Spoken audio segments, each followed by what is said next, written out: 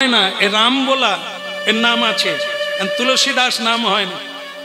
এ রাম বলা বলে উঠলো, বাবা আপনি নিশ্চয়ই এখানে আপনার বাড়ি নয়। বলে না। বলে আপনি সরে বসুন। বলে কেন? বলে আপনি মরে যাবেন। বলে কেন মরে যাব কেন? বলে এই যে আমার কাছে আপনি বসেছেন না, আমার সঙ্গে টাচ হয়ে গেলে আপনি মরে যাবেন। বলে সে কি রে বাবা, তোর গায়ে কি কারেন্ট আছে নাকি? বলে মনে হয় সেরকমই আছে, কারণ আমাকে যারা যারা কোলে নিয়েছেন কেউ বেঁচে নেই। তা দয়া করে আপনি আমার কাছে বসবেন না, একটু সরে যান। সাধু বলে আমি তোমার স্পর্শ নিতে চাই, আর আমি যদি মরি তো তোমার স্পর্শেই যেন মরি।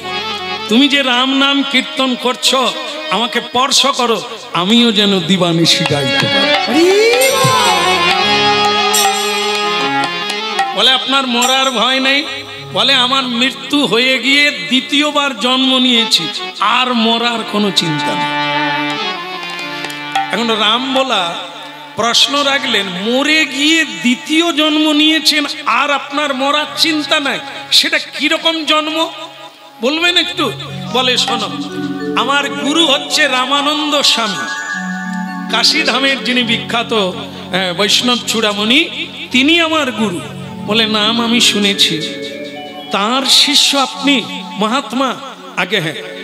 এই আমি গুরু কৃপায় যখন দীক্ষা নিলাম তখন আমার দ্বিতীয় জন্ম হয়ে গেল।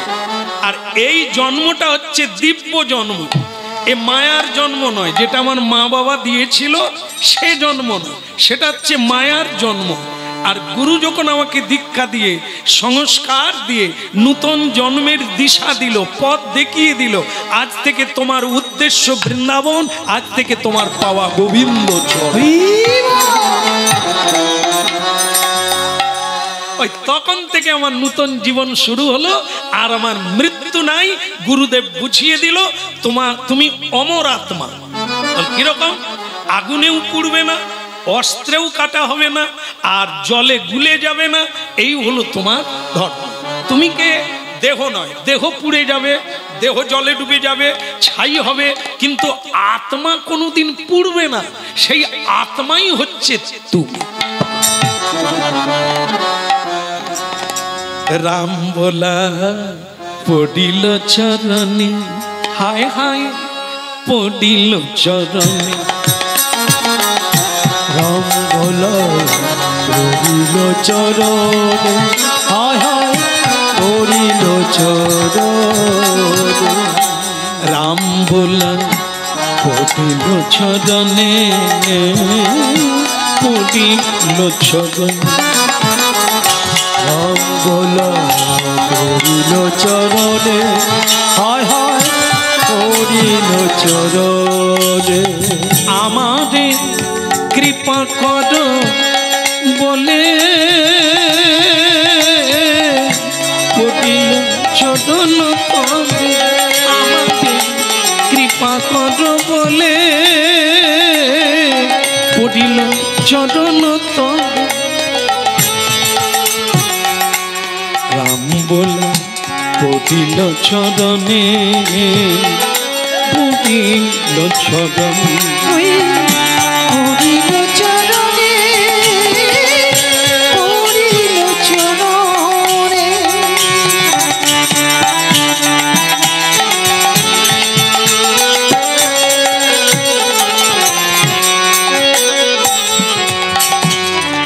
এই দেখেন, শুরুতে বলে রেখেছিলাম, আবার স্মরণ করিয়ে দিই। শ্রবণ যদি কেউ করে তার মাথা নিচু হবে না, তাই কখনো হতে পারে? কৃপা করো গো গুরু, তুমি কল্পতরু। কৃপা করো গো গুরু, তুমি কল্পতরু। কৃপা করো গো গুরু, তুমি কল্পতরু।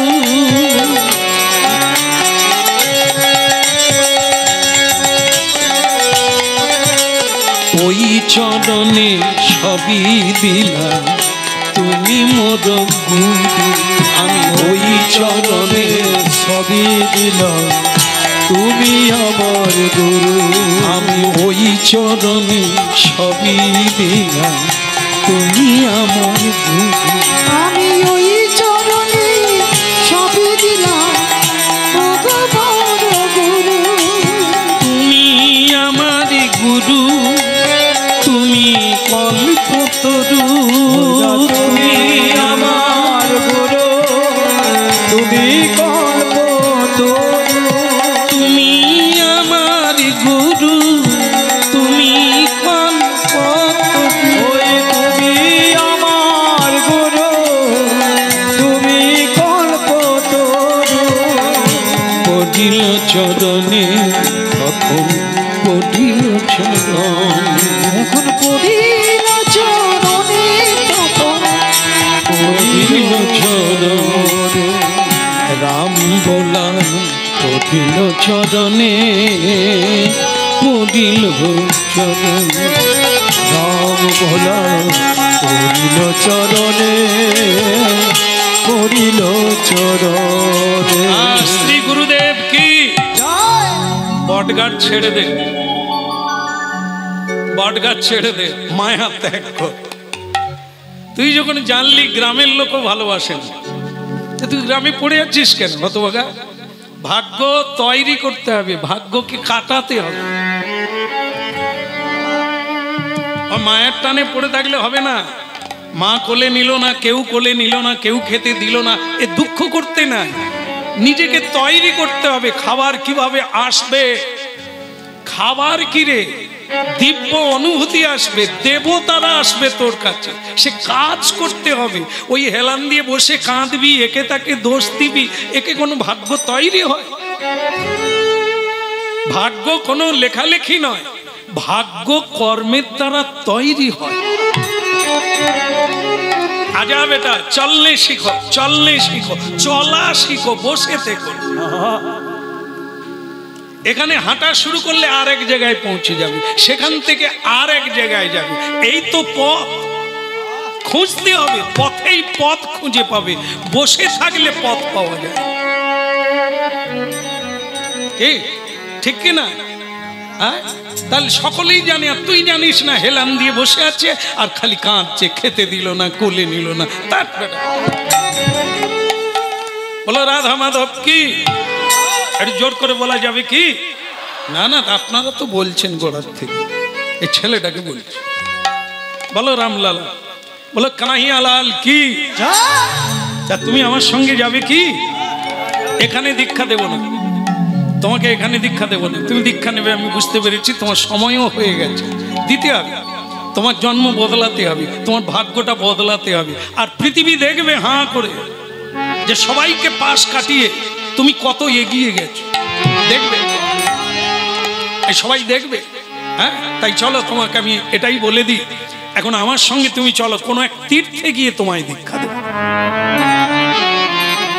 পথ চলিতে আর বলিতে, পথ চলিতে আর বলিতে, পথ চলিতে আর বলিতে, পথ চলিতে আর বলিতে, গাহ গাহ কৃষ্ণ নাম, হরি নাম, মধুর নাম।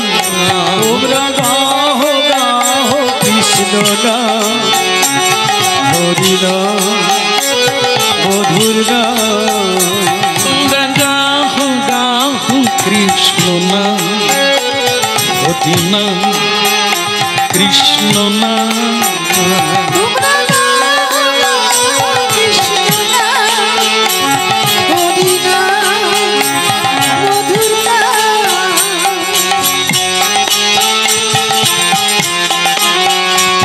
পথ চলিতে আদি বলিতে, পথ চলিতে আর বলিতে। আপনারা যাবেন না বসে থাকবেন? যে যেখানে সংসারে আছে থাকবেন না আমার সঙ্গে যাবেন? যাবেন? তাহলে তো আমার সঙ্গে করতেই হবে। তালি বাজাতে পারবেন?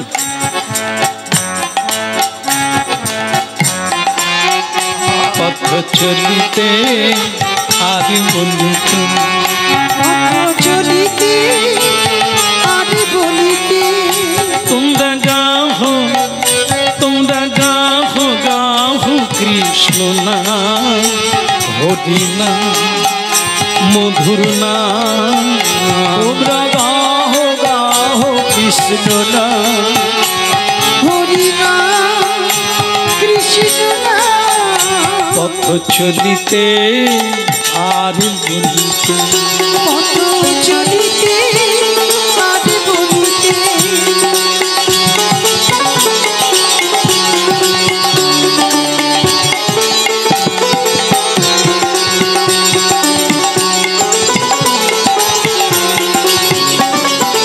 চলিতে আর বলিতে পথ চলিতে আর বলিতে সম্মুখে আধার রাত্রি তুমি একা সেই পথ যাত্রী সম্মুখে আধার রাত্রি তুমি একা সেই পথ যাত্রী সম্মুখে আধার রাত্রি তুমি একা সেই পথ যাত্রী এই সম্মুখে আধার রাত্রি তুমি একা সেই পথ যাত্রী চলিতে আর বলিতে পথ চলিতে আর বলিতে চলিতে আর বলিতে পথ চলিতে আর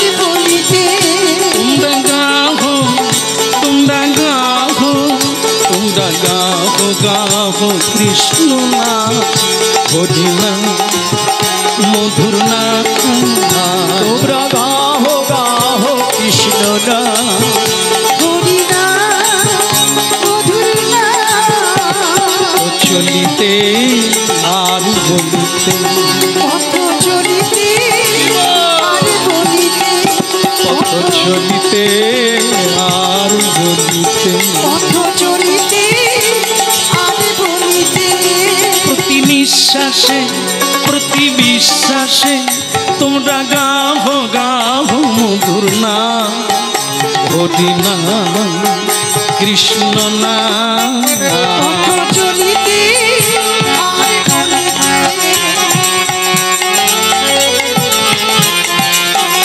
প্রতি নিঃশ্বাসে প্রতি বিশ্বাসে তোমরা গাহো হরি নাম মধুর নাম কৃষ্ণ নাম পথ চলিতে আর বলিতে পথ চলিতে আর বলিতে আমার মনে হয় আপনারা একবার বললে ভালো লাগবে। পথ চলিতে আর বলিতে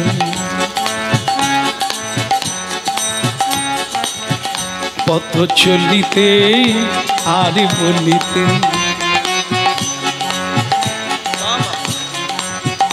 তোমরা গাহো কৃষ্ণ নাম হরি নাম মধুর নাম বলো তোমরা গাহো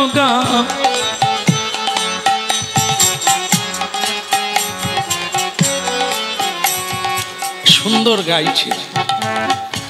আমি যেখানে যেখানে যাব আপনাদেরকে নিয়ে গেলে যাবেন, কারণ এত সুন্দর অন্য জায়গায় গাইতে পারে না। ভারী সুন্দর আপনারা গাইছেন। তো আগামীকাল যেখানে হবে ঠিকানা দিলে যাবেন। আগামীকাল একাদশী গুরুকুঞ্জ আশ্রমে আমরা কীর্তন গাইব।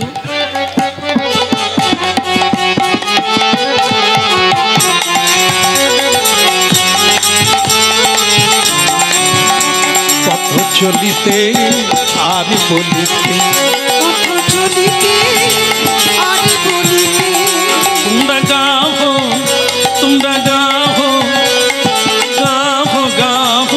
কৃষ্ণ নাম হরি নাম মধুর নাম তোমরা গাহো কৃষ্ণ নাম হরি নাম মধুর নাম পথ চলিতে আর বলিতে পথ চলিতে আর বলিতে পথ চলিতে আর বলিতে পথ চলিতে আর বলিতে পথ চলিতে আর বলিতে গাহু গাহু কৃষ্ণ নাম হরি নাম মধুর নাম তোমরা গাহো গাহো কৃষ্ণ নাম হরি নাম মধুর নাম পথ চলিতে আর বলিতে পথ চলিতে আর বলিতে পথ চলিতে আর বলিতে আর বলিতে আর বলিতে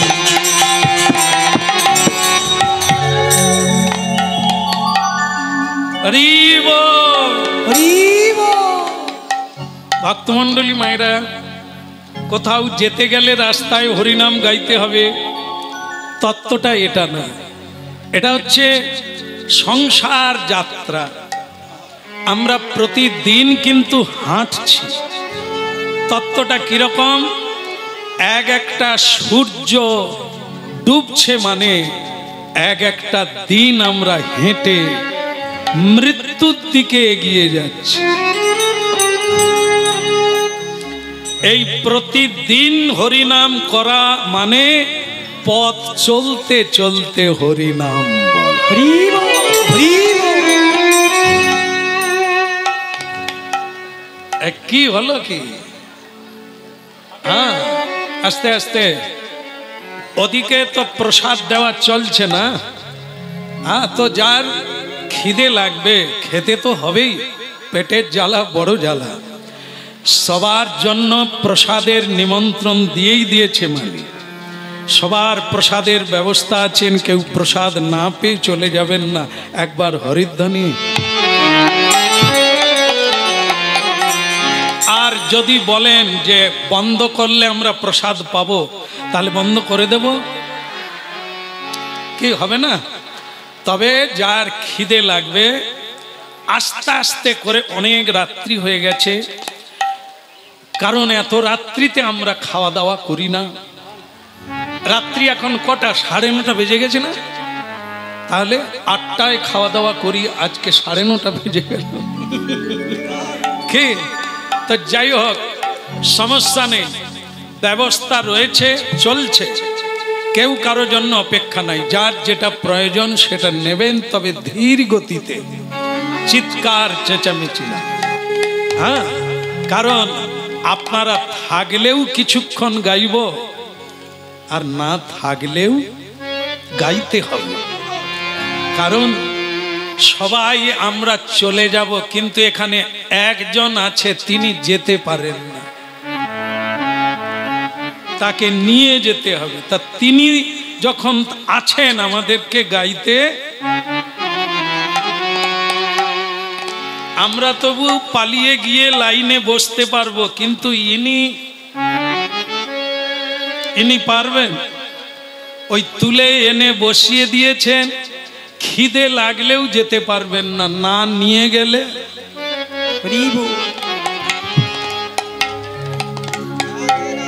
এখন আমরাও তো ওনার দলের লোক, জল ছড়িয়ে, ফুল ছড়িয়ে, শাঁখ বাজিয়ে এখানে তুলে দিয়ে গেছে। আবার না নাবিয়ে নিয়ে গেলে আমরাও আবার যেতে পারি। কিন্তু আপনাদের স্বাধীন ব্যাপার আছে, বসবেন কি উঠবেন, খাবেন কি চলে যাবেন, কেউ কিচ্ছু বলতে পারবে না, স্বাধীন ব্যাপার। তো সুতরাং সময় হলে আপনাদের জন্য ব্যবস্থা রয়েছে, আপনারা সেবা পান। কিন্তু গোলমাল করে, এটা গোলমাল করে দিলে আপনিও গোলমালে পড়বেন। যে যার কাজ সে তার করতে দাও, কেউ কাউকে টাল খাইও না। বলো রাধা মাধব কি। এলাহাবাদ ত্রিবেণী সঙ্গম, তোমাকে এখানেই দীক্ষা দেব। রাম बोला जाओ त्रिवेणी संगमे गंगा যমুনা আর সরস্বতী, এই তিন মহানদীর সংযোগ স্থলকে বলা হয় ত্রিবেণী সঙ্গম। দেবী সুরেশ্বরী ভগবতী গঙ্গে, দেবী সুরেশ্বরী ভগবতী গঙ্গে, মা দেবী সুরেশ্বরী ভগবতী গঙ্গে, দেবী সুরেশ্বরী ভগবতী গঙ্গে। ত্রিভুবন ত্রিভুবন ত্রিভুবন পাवन तरल तरंगे, ত্রিভুবন পাবন तरल तरंगे, त्रिभुवन तारिणी तरल तरंगे, ত্রিভুবন তারিণী तरल तरंगे। देवी सुरेश्वरी भगवती गंगे, देवी सुरेश्वरी भगवती गंगे, माँ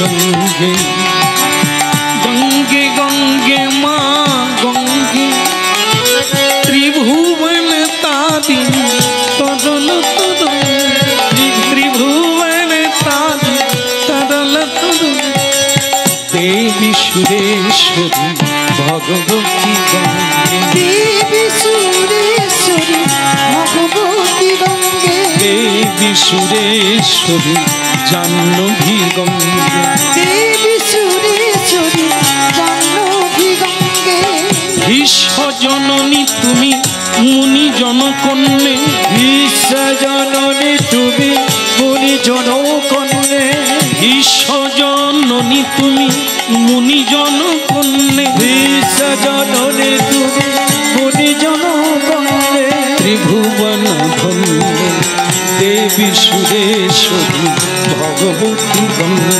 देवी सुरेश्वरी भगवती गंगे, हर हर गंगे हर हर गंगे, हर हर गंगे, हर हर गंगे, जाह्नवी देवी तुमी हर हर गंगे, जाह्नवी देवी तुम हर हर गंगे, हर हर गंगे, हर हर गंगे, हर हर गंगे, बोले धनी हरि धनी, हर हर गंगे, हर हर गंगे,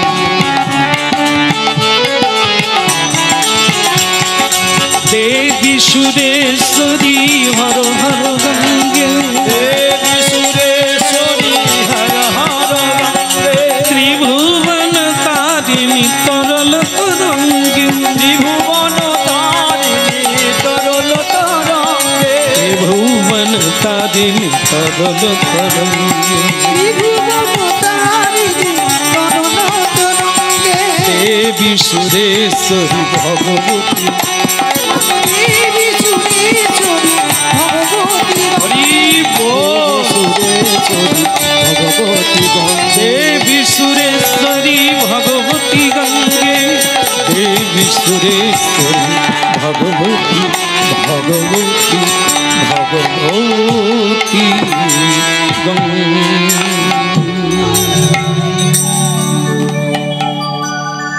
बोले गंगा मैया की, जमुना मैया की, सरस्वती मैया की, इलाहाबाद की।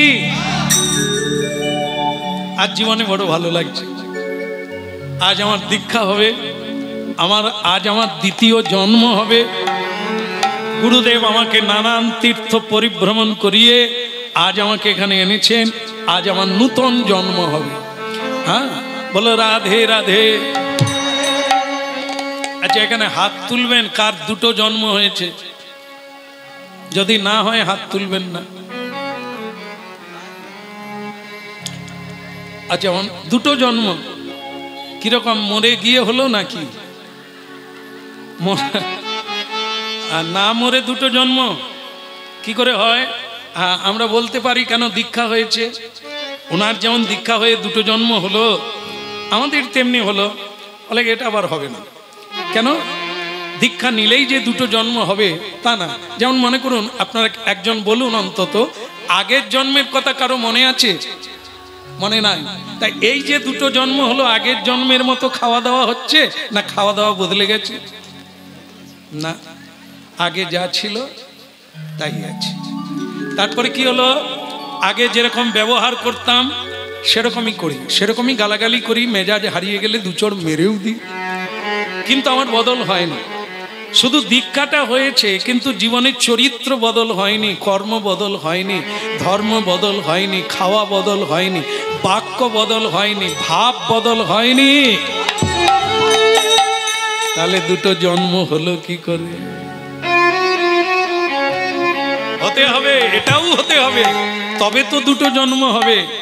যেমন দেখুন, হরি কথা বলছে সাধু, সবাই আপনাদের মতো হরিনাম শুনছে, সেখানে একটি চোর এসেছে, নাম ডাক, একবার বিশাল নাম করা চোর, সবাই তার নাম জানে, সে চুরি করে, তার ভয়ে লোকে রাস্তা দিয়ে চলে না, এরকম লোক সে। আজ সে এসেছে সকলের পিছনে একেবারে পাথরের মতো দাঁড়িয়ে আছে।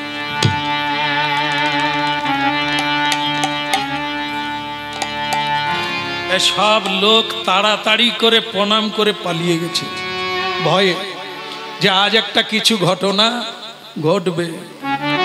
যিনি হরি কথা বলছিলেন, এতক্ষণ পরে তার লক্ষ্য পড়লো ওই কালো করে কালি মাখা লোক, কালো কাপড় পরা, লাল তিলক দেওয়া, এ তো হরি নামের লোক নয়, নিশ্চয়ই আমার শেষ অবস্থা ঘটবে। যেভাবে তাকাচ্ছে, যেভাবে দাঁড়িয়ে আছে, আর এই যাদেরকে হরিনাম শোনালাম তাদেরকেও বলিহারি যায়, তোরা দেখলি যখন পালিয়ে গেলি আমাকে ছেড়ে দি। পাঠক ঠাকুর যিনি ভাগবত পাঠ করছিলেন থরথর করে কাঁপা শুরু করে দিয়েছে, এ নিশ্চয়ই আমাকে মারবে, প্রণামী টনামী যেগুলো পড়ছিল নিয়ে নেবে। তো সাধু আগে ভাগেই বলে দিচ্ছে, বাপ প্রণামী নিবি, তুই নিয়ে নে বাপ, তোর বাপ 14 পুরুষকে প্রণাম করি, তুই মারিস নি বাপ। সে চটটি দেখলো কেউ যখন নাই, কাজ চালু করা যায়। আপনি দীক্ষা দিয়েছেন কাউকে? অনেককে দিয়েছি বাবা, কিন্তু সেসব টাকা পয়সা আর নাই। দীক্ষা নিতে গেলে কি কি লাগে? আগে যে যা দেয়, ধুতি শাড়ি গামছা টাকা পয়সা যার যেমন সামর্থ্য দেয়, আর আমি নিই, কিন্তু সেসব তো অনেক আগে খরচা হয়ে গেছে বাবা। তুমি দীক্ষা দিয়ে মানুষের কি করো? জীবন বদলে যায়, তারা হরিনাম করে, ঠাকুর সেবা করে, প্রসাদ পায়। আমাকেও দীক্ষা দাও।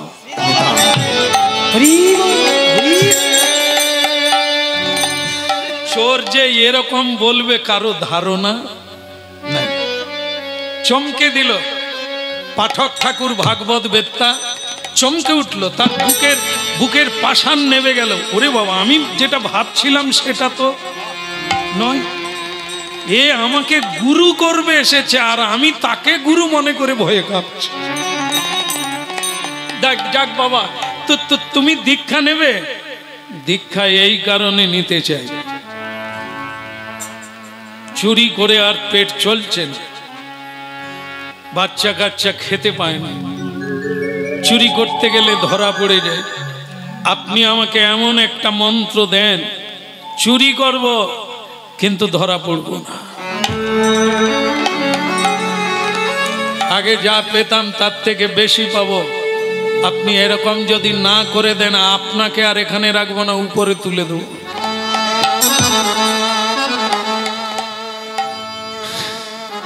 গুরু হওয়া যে কি জ্বালা, সে যারা হয়েছে তারা বুঝে।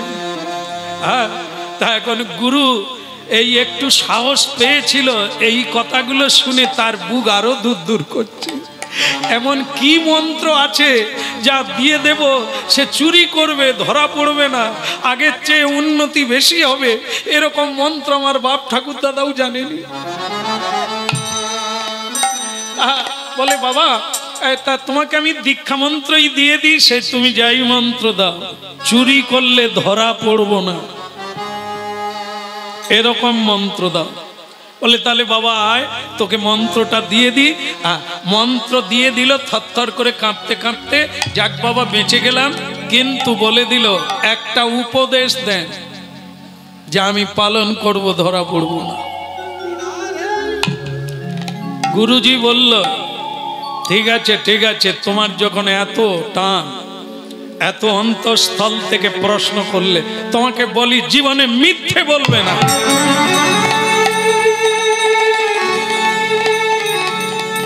গুরুজি এটা আপনি জেনেই বললেন না, চোরের একটাই বাঁচার রাস্তা হচ্ছে কে বলুন? কারা কারা জানেন বলুন? আপনারা কি চুরি করেন? তাহলে জানলেন কি করে যে চোরের একটাই সম্বল, সেটা হচ্ছে মিথ্যে বলা। তা আপনি আমাকে বলে দিলেন আমি মিথ্যে বলবো না, তো চুরি করব কি করে? ধরা পড়ে গেলে তো মার খাবো। ওই একটাই অস্ত্র দিয়ে পালিয়ে আসি, আমি চুরি করিনি, আমি সে লোক নয়, এ কথা বলে বহুবার বেঁচে গেছি। কিন্তু আপনি আমাকে উপদেশ দিলেন আমি জীবনে যেন মিথ্যে কথা না বলি। বলে তাহলে আমি কিন্তু বদলাতে পারবো না বাবা, তুমি যা বলেছো আমি বলে দিয়েছি, বাঁচতে যদি চাও মিথ্যে বলো। চোর বললেন একটা প্রণাম করব। এই এতক্ষণ দাঁড়িয়ে দাঁড়িয়ে সব হলো, সাষ্টাঙ্গে শুয়ে গুরুকে প্রণাম করলেন। কিছুদিন পরে আবার আসবো, যদি আমার ঠিকঠাক না চলে তাহলে তোমারও আর ঠিক চলবে না। বলো রাধে রাধে।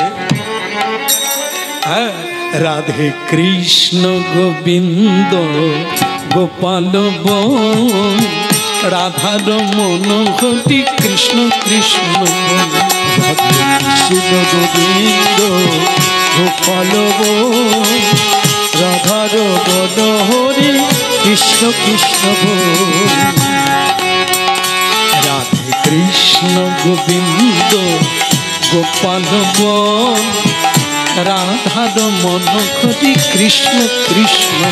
রাধে কৃষ্ণ গোবিন্দ গোপাল রাধার মন হরি কৃষ্ণ কৃষ্ণ।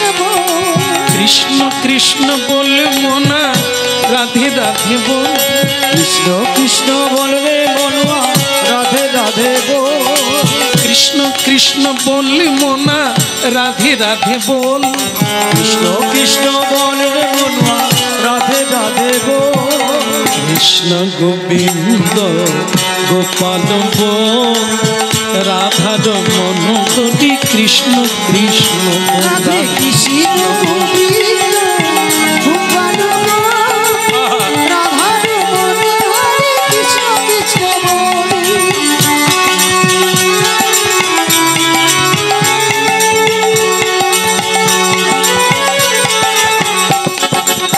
রাধার মন ঘটি কৃষ্ণ কৃষ্ণ বল। রাধে রাধে বল মনা কৃষ্ণ কৃষ্ণ বল। রাধে কৃষ্ণ গোবিন্দ।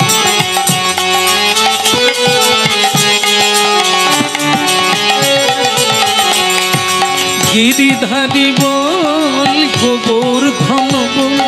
গিরিধারী বল গোবর্ধন বল। গিরিধারী বল গোবর্ধন গিরিধারী বল গোবর্ধন বল। রাধার মন ঘটি কৃষ্ণ কৃষ্ণ বল।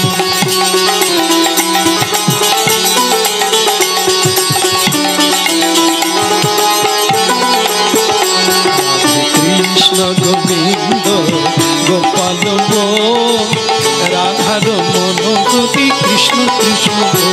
একবার রাধে রাধে বল, একবার কৃষ্ণ কৃষ্ণ বল, একবার রাধে রাধে বল।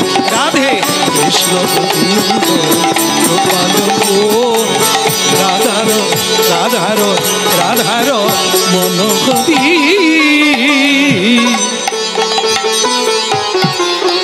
শ্রী রাধে রাধে ভক্তমণ্ডলী মায়েরা চুরির পরে এই প্রথমবার চুরি করতে গেল, তবে তার মনের মধ্যে একটা সাহস আছে। গুরুদেব কি বলে দিয়েছে, যদি মিথ্যে বলবি ধরা পড়ে যাবি, মিথ্যে বলবি না বেঁচে যাবি।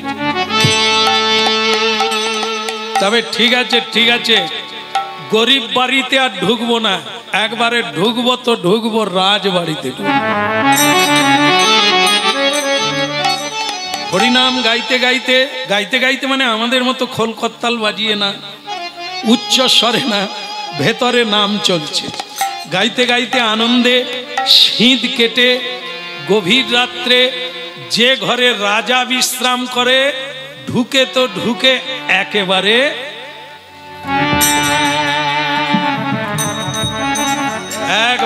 রাজার ঘরে ঢুকতে যাচ্ছে। সেই সময় দেখে প্রকাণ্ড একটা লম্বা করে লোক অন্ধকারে দাঁড়িয়ে আছে। কে? গুরুদেব বলে দিয়েছে মিথ্যা বলা যাবে না। এরে সর্বনাশ, এত চুপি চুপি ঢুকলাম, এ লোকটা কে? কে? চোর বলছে লোকটাকে কে? সে বলে তুই কে? বলা যাবে না যে আমি চোর নয়, সত্য বলতে হবে। আগে আমি চোর। এবার বলুন আপনি কে? আমিও চোর।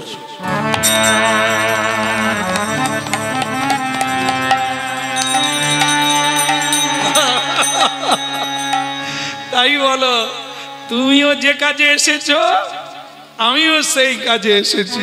যাক বাবা, সত্য বলেছিলাম বলে দুজন পাওয়া গেল। ও চোর, আমিও চোর, সাহস আরো বেড়ে গেল। বলে তুমি কার ঘর চুরি করবে? বলে রাজবাড়ি। তুমি? বলে আমিও তো রাজার ঘরে ঢুকবো। রাজার ঘরে হ্যাঁ, তুমি জানো কি আছে? বল না, আমি খুব একটা ভালো জানি না। সেই লম্বা লোকটাকে জিজ্ঞাসা করছে তুমি জানো? বলে একটা বাক্সে, সিন্ধুকের ভেতরে একটা বাক্স আছে, বাক্সের ভিতরে 3টে মোহর আছে। ও 3টে যদি 3টেই পাওয়া যায় তো আর ঘুরে দেখতে হবে না, চুরি কোনোদিন আর করতে হবে না। আমি তো সেটাই চুরি করব। এই দীক্ষা নেওয়া চোরটা তখন বলে তা তুমিও যখন চোর আমিও যখন চোর, তো দুজনে মিলেই 3টে মোহর চুরি করব। কি তাহলে আর হবে না?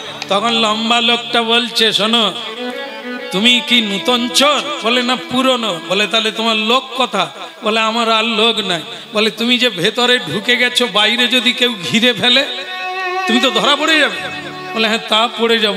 বলে শোনো, আমি বাইরে আছি, তুমি ভেতরে ঢুকে যাও। তুমি মোহর যা পাবে, কি কিরকম ভাগ হবে?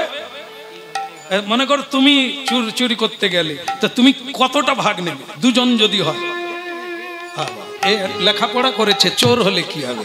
বলে 50-50। 50-50 মানে কি? Half half. তা তো বাংলায় বলতে পারলি নি রে। আমি ভাবছি অন্য কিছু আছে। তাহলে চোর তো স্বভাবে চুরি করে, কিন্তু লেখাপড়া জানে। 50-50। এখন চুক্তি হলো, তুমি যা চুরি করবে আমাকে হাফ দেবে, আমি পাহারা দিচ্ছি, কেউ এলে তোমাকে জানিয়ে দেব, তুমি ভেতরে ঢুকে যাও। সত্যবাদী চোর ভেতরে ঢুকলো, আলমারি খুললো, সিন্ধুক খুললো, ভেতরের বাক্স খুললো, দেখে 3টে মোহর পাক্কা। একবারে ওনার কথা অনুযায়ী 3টে মোহর আছে। ভালো হলো। তবে কি কত ভাগ হবে? মানে হাফ হাফ, অর্ধেক অর্ধেক। ও অর্ধেক পাবে, আমি অর্ধেক পাবো। 3টে যদি মোহর হয় ভাগ কি করে হবে? না না, মোহর কাটা যাবে না, ভেঙে গুঁড়িয়ে যাবে। তার চাইতে একটা কাজ করি, একটা মোহর পড়ে থাক, 2টো নিয়ে যাই, ওর একটা নিতাই গৌর। চোর চুরি করলো, 2টো মোহর নিয়ে বেরিয়ে এলো। লম্বা চোর বলছে, অন্ধকারে চিনতে পারে না, তার মুখ দেখা যায় না, এরও মুখ দেখা যায় না। এখন বলছে, কিরে মোহর চুরি করলি? বলে হ্যাঁ। কটা আনলি? বলে দুটো এনেছি। কেন? সত্য বলতে হবে। যদি বলি একটা, তাহলে গুরুজি বলে দিয়েছে মিথ্যা বললেই ধরা পড়ে যাবে। আর দুটো এনেছিস, তাহলে ঠিক আছে, তুই একটা নে, আমি একটা নে। দুজনে দুটো নিলেন, ভাগ হয়ে গেল। এইবার আসল চোর বলছে, তাহলে আমি যাই ভাই, তুমি যাবে না? বলে তুমি বেরিয়ে যাও, আমি পরে যাচ্ছি। আসল চোর বেরিয়ে গেল। আসলে যাকে ভাগ দিয়ে গেলেন সে অন্য কেউ না। আপনাদের ধারণা কি? সে স্বয়ং রাজা। সে রাজা বাইরে বেরিয়েছিল, সেই সময় চোর ঢুকেছে। আর রাজা পরিচয় দেয় না, সে বলেছিল আমিও চোর। তা এ চোরকে পরীক্ষা করেছিল, ওকে ওই জন্য জিজ্ঞাসা করেছিল তুমি কে? তো ও কি বলেছিল? আমি চোর। রাজা লোক পাঠিয়ে দিল, ওই চোরকে ধরে নিয়ে এসো। বাস, চোর ধরা পড়ে গেল। সকালবেলা বিচার হবে। রাজা সিংহাসনে বসেছে, চোর এসে গেল, চোরকে ধরে আনা হলো। এইবার জিজ্ঞাসা করছে, আচ্ছা তুমি গতকাল চুরি করেছিলে? তার গুরুজি বলে দিয়েছে মিথ্যা কথা বলা যাবে না। একবারেই সে বলে দিয়েছে হ্যাঁ। তো রাজা ভাবলো জীবনে অনেক চোর দেখেছি, এরকম চোর প্রথম দেখলাম, এক কথায় বলে হ্যাঁ। তুমি কি কি চুরি করেছো? বলে সবচাইতে দামি জিনিস যেটা সেটাই চুরি করেছি। বললেন তার নাম কি? আগে ওই মোহর। ও মোহর চুরি করেছো? তা কটা চুরি করেছো? দেখি চোর কি বলে। আপনি ঢুকেছিলেন নাকি? এক মা এরকম করে দেখা। জিজ্ঞাসা তো করা হচ্ছে চোরকে, আপনি এরকম দেখাচ্ছেন, জেলে ঢুকে যাবেন যে। হ্যাঁ বলো। নন্দে হরি হরি বল, হরি হরি বল। এখন চোর বললেন দুটো। বলে তাহলে দেখি তোমার মোহরগুলো বের করো। এই মোহর বের করতে গিয়ে দেখে একটা। একটা কেন? তুমি তো বললে দুটো। বলে চোর দুজন ছিলাম। বলে দুজন ছিলাম তাই অর্ধেক অর্ধেক ভাগ হয়ে গেছে, তাকে একটা দিয়েছি, আমি একটা নিয়েছি। রাজা বলে এত সত্য কথা চোর বলে? মানে সে চোর তো আর কেউ নয়, আমি। কিন্তু সেটা তো বলে না। এই এত লোকের মাঝখানে এখনো সেটা বলে না যে দ্বিতীয় চোর আমি। সে শুধু বলছে তাহলে তুমি তাকে একটা দিয়েছো, তুমি একটা নিয়েছো। আচ্ছা বাক্সে কটা মোহর ছিল? আগে তিনটে। মন্ত্রীর খুব বয়স হয়ে গেছে। মন্ত্রী দেখো তো সিন্ধুক খুলে। চোর বলছে তিনটে মোহর ছিল, দুটো চুরি করেছে, আর কটা থাকবে? চারটা। একটা থাকবে? আচ্ছা তাহলে একটা থাকবে। মন্ত্রী দেখো তো চোর ঠিক বলছে কিনা। মন্ত্রী চুপি চুপি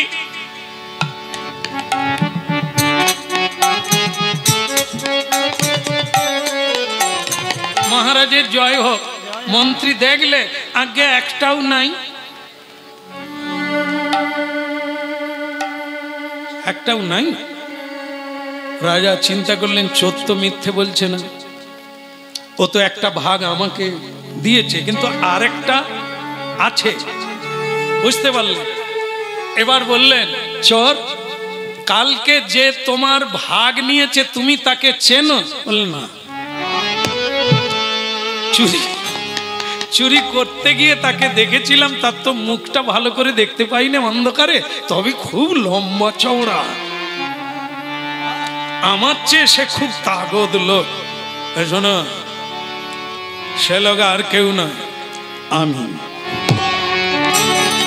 আগে মহারাজ মানে যত লোক সেখানে ছিল সবাই চমকে উঠেছে। মহারাজ আপনি? তাহলে আপনি আমাকে ধরিয়ে দেননি কেন? আপনি ভাগ নিলেন। দাঁড়িয়ে দাঁড়িয়ে এত কথা বললেন, একবারও বললেন না যে আমি রাজা, আমি তো মোহর ফেলে দিয়ে চলে যেতাম না। কিন্তু আমার বিস্ময় প্রকাশ, তুমি এত সত্য বলছো কেন?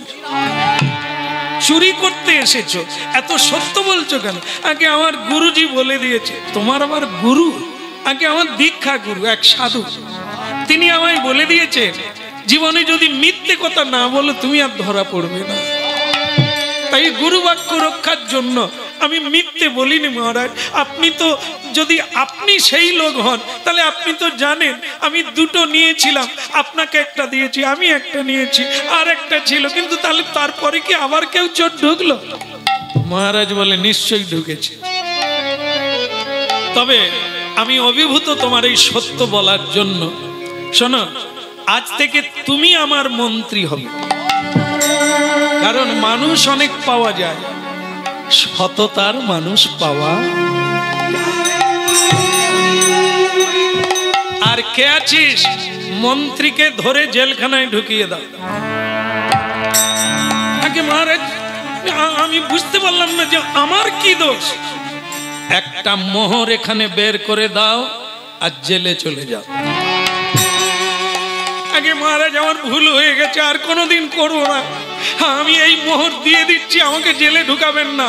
কথা রাখো, তাড়াতাড়ি জেলে ঢুকাও। কে চোর? দেখেন রাজা কিভাবে একটা ভালো মানুষ খুঁজে নিল, অথচ যাকে নিয়ে জীবনে কাটাচ্ছে সে কত খতরনাক ব্যক্তি। সে একটা মোহর তাকে দেখতে পাঠালো, একটা আছে কিনা দেখ, সে সেটাকে পকেটে পুরে নিয়ে বলছে নাই। তাই মানুষ চিনতে পারলো সে সত্য বলছে, ভাগ দিয়েছে, একটা রেখে দিয়ে এসেছে ভাগে, মানে ভাগ হবে না বলে অসম্পূর্ণ থেকে গেল। তাই সে একটা নেয়নি। কিন্তু আমার যাকে বিশ্বাস করে এতদিন আমি রাজ্য শাসন করছি, সে তাহলে এর আগেও কত চুরি। আজ থেকে তুমি আমার মন্ত্রীর পদে থাকবে। শ্রী গুরুদেব এসে গেলেন, বলে মহারাজ ইনি আমার গুরুদেব। মহারাজ সেই গুরুজিকেও প্রণাম করলেন। তখন বলছেন, কিরে তোকে বলেছিলাম না তোর উন্নতি হয়ে যাবে একটা কথার জন্য, যদি জীবনে মিথ্যে না বলিস। দেখলি তো সত্য পথে চলার পুরস্কার কি দেখলি? আর তোকে চুরি করতে হলো না, সম্মানের পদ পেলি, কত মায়না পাবি রে তুই। শুধু এইটুকুর জন্য, একটু সত্য বলার জন্য। সত্য মেব জয়তে। যতদিন থেকে পৃথিবীর সৃষ্টি হয়েছে সেদিন থেকে এই শব্দ আছে, সত্য মেব জয়তে। সত্য পথের পুরস্কার অসীম, নিয়ে শেষ করতে পারবে না। সম্মান, প্রতিষ্ঠা, লাভ, পূজা, প্রতিষ্ঠা কি নাই এ পথে, সব পাবে তুমি দেবতা। হরে মুরারে মধু কৈট ভারে, গোপাল গোবিন্দ মুকুন্দ সৌরে। হরে মুরারি মধু কৈট ভারে, গোপাল গোবিন্দ মুকুন্দ সৌরে। হরে মুরারে মধু কৈট ভারে, গোপাল গোবিন্দ মুকুন্দ সৌরে। হরে মুরারি মধু কৈট ভারে, গোপাল গোবিন্দ মুকুন্দ সৌরে। যজ্ঞেশ্বর নারায়ণ কৃষ্ণ বিষ্ণু, নিরাশ্রয়মান জগদীশ্বর। যোগেশ্বর নারায়ণ কৃষ্ণ বিষ্ণু, নিরাশ্রয় জগদীশ্বর কিশোর।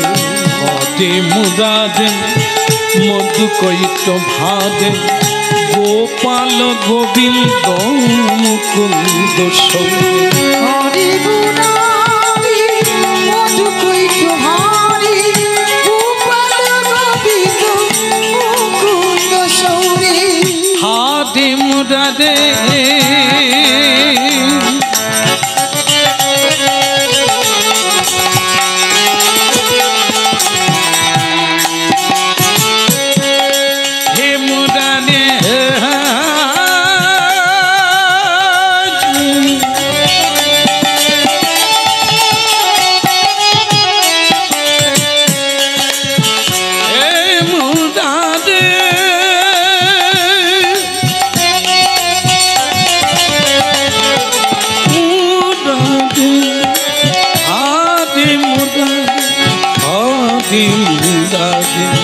মধু কৈত ভাবে গোপাল গোবিন্দ মুকুন্দ সৌরে হরি মুরারি মধু কৈত হারি গোপাল গোবিন্দ মুকুন্দ সৌরে গোপাল গোবিন্দ মুকুন্দ সৌরে গোপাল গোবিন্দ মুকুন্দ সৌরে বল গোপাল গোবিন্দ মুকুন্দ সৌরে বল গোপাল গোবিন্দ গোবিন্দ মুকুন্দ সৌরে হরে মুরারে মধু কৈত ভাবে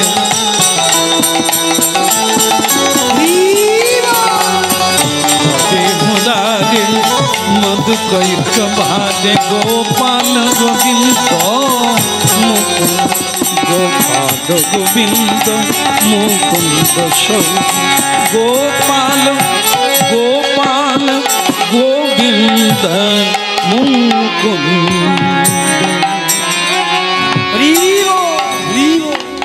আর রাধা মাধব কি অধিকার হলো কি? তাহলে এই গল্পের দ্বারা কাহিনীর দ্বারা কি বোঝা গেল? এই উপদেশ মানতে হবে, তবে আপনার দ্বিতীয় জন্ম অবশ্যম্ভাবী, সব সংকট মোচন হয়ে যাবে, এক দিব্য স্তরে গিয়ে আপনি উন্নতি করবেন। এটার পরে বিশ্বাস রাখতে হবে যে আমার দুটো জন্ম হলো, আর সেই জন্মের কাজ কি? মিথ্যা বলা নয়।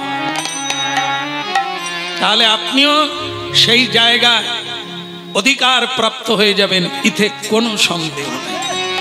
এই শোনো, আজ থেকে তোমার নাম দিয়ে দিলাম তুলসী দাস। নামি দিলাম তুলসী দাস, নামি দিলাম তুলসী দাস, তুলসী দাস, নামি দিলাম তুলসী দাস।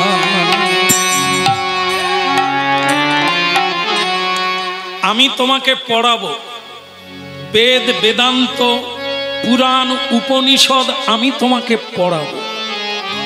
ঈশ্বর তত্ত্বকে না জানলে জীবন জানতে পারবে না। শোনো, শরীরধারী জীবকে এই দুঃখ যন্ত্রণা, পেটের জ্বালা, শরীরের অসুখ, অপমান, মান, এটা নিতেই হবে। এটা কোনো সাধু পুরুষও বাদ যাবে না। কিন্তু একটা জিনিস তখনই হয়ে যাবে যখন তুমি এই তত্ত্বটা বুঝতে পারবে, তাহলে মান অপমান থাকবে না, শীত আর গ্রীষ্ম থাকবে না। কেমন? এই জন্য তোমাকে তত্ত্বটা জানতে হবে, না হলে তুমি সব সময় দুঃখকে মাথায় বয়ে নিয়ে বেড়াবে। আর সেটা জানতে গেলে ভাগবতের আশ্রয় নিতে হবে, ভক্তের আশ্রয় নিতে হবে, ধর্মসভায় যেতে হবে, এই ভাগবত গীতা পড়তে হবে, রামায়ণ মহাভারত পড়তে হবে, না হলে ভগবত তত্ত্বটা তোমার অজানাই।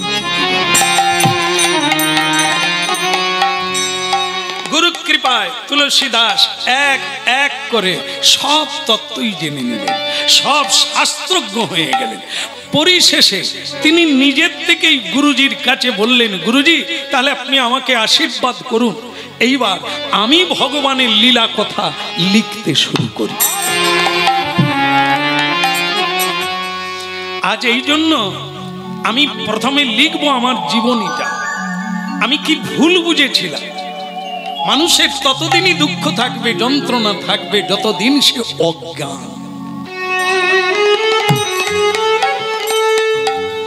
যতদিন সে অজ্ঞান ততদিন তার দুঃখ মোচন হবে না। আজকে যেটা জানতে পারলাম, আমার দুঃখ এই কারণে হয়েছিল, আমার তো ভগবানের সঙ্গে কানেকশনই হয়নি।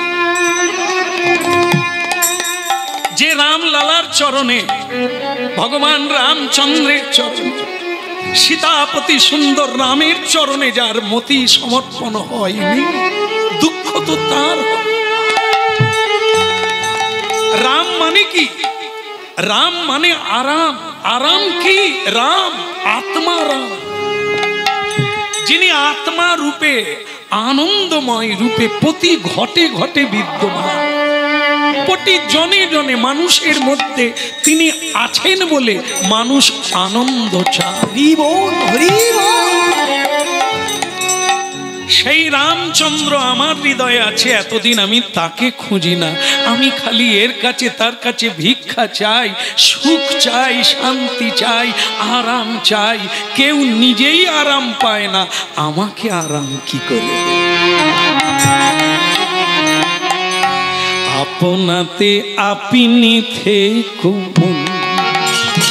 মন রে, আপনাতে আপনি থেকো মন রে, আপনাতে আপনি থেকো। দেখুন কি সুন্দর কীর্তন, কি তার মানে, ভারী চমৎকার জিনিস। সুখ দুঃখ সব কিছু পাওয়া যায় নিজের ভেতর থেকে। সে সবাই আমরা মনে করি ওই ওর কাছ থেকে দুঃখ পেলাম, না, আপনার নিজের থেকে। এটা খুব ভালো করে যদি বিচার করেন বুঝতে পারবেন। আর তখন আর ছুটাছুটি করবেন না। ওর কাছে গেলে সুখী হব, এটা পেলে সুখী হব, সব তো পেলে সুখী কি হলেন? হ্যাঁ, একটা পুরুষ বলছে বিয়ে করলে সুখী হব, বিয়ে করার পরে সে দুঃখী কেন? একটি মেয়ে বলছে জীবনে স্বামী পেলে সুখী হব, স্বামী তো পেলে চোখে জল কেন? নাই নাই নাই। বলে একটা যদি জীবনে হার পেতাম, 5 ভরির একটা হার, কত লোক পরে, আমার দুঃখ আমি পেলাম না। একদিন আপনি হার পেলেন, তারপরেও কেন কাঁদছে? হারেও সুখ নাই, খেয়েও সুখ নাই, জড়িয়ে ধরেও সুখ নাই। যে সুখ আছে এক জায়গায় বসে, আসনে বসে চোখ বন্ধ করে যদি ভেতরে আত্মা রামকে খুঁজতে পারো, তবেই তুমি সুখী। আপনাতে আপনি থেকো মন রে, আপনাতে আপনি থেকো ওরে মন রে, আপনাতে আপনি থেকো। তুমি যেও না কারুর ঘরে, তুমি যেও না, তুমি যেও না কারুর ঘরে, আপনাতে আপনি থেকো। হায় মন দিতে আপনাকে।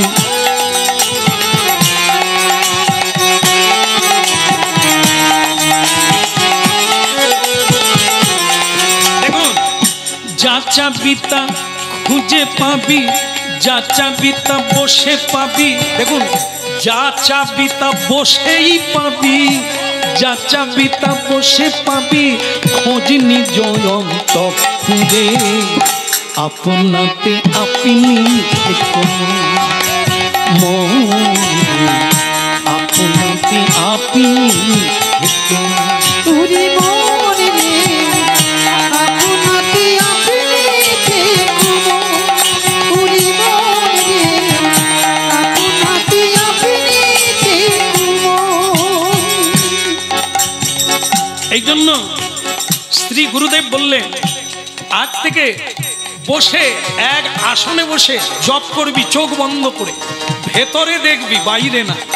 তাকে খুঁজতে হবে ভেতরে, বাইরে না। মন রে, আপনাতে আপনি থেকো। ওরে যা চাবি তা বসে পাবি, যা চাবি তা বসে পাবি, একবার খোঁজ নিজ অন্তঃপুরে। আপনাতে আপনি দেখো মন, ওরে মন রে, আপনাতে আপনি ওরে মন রে, আপনাতে আপনি দেখো মন। পরম রতন পরশমণি। পার্শ্বমণির নাম শুনেছেন? যা ছোঁয়াবে লোহাতে ছোঁয়ালে, ও মায়েরা এই জায়গাটা শুনে রাখে, পরশ মণি পরম রতন, যা চাবি তা দিতে পারে। সেই মণিটা যদি কোনোদিন পান, যে কোনো লোহায় ছোঁয়াবেন, বটি, কাঁচি, কাঠারি, দা, হেঁসো, কুড়াল যা আছে ঘরে, শুধু ছুঁইয়ে দেবেন, সব সোনা হয়ে যায়। নেবেন নাকি? নেবেন নাকি? যদি নেন আমি ঠিকানা বলে দেব, আর যদি না নেন তাহলে বলবো বলবো হ্যাঁ? আরে আপনাদের লাগবে না, বুঝতে পেরেছি, হরিনাম শুনে না বলছি। তাহলে যে সোনাগুলো আপনাদের কাছে আছে সব দান করে দেন।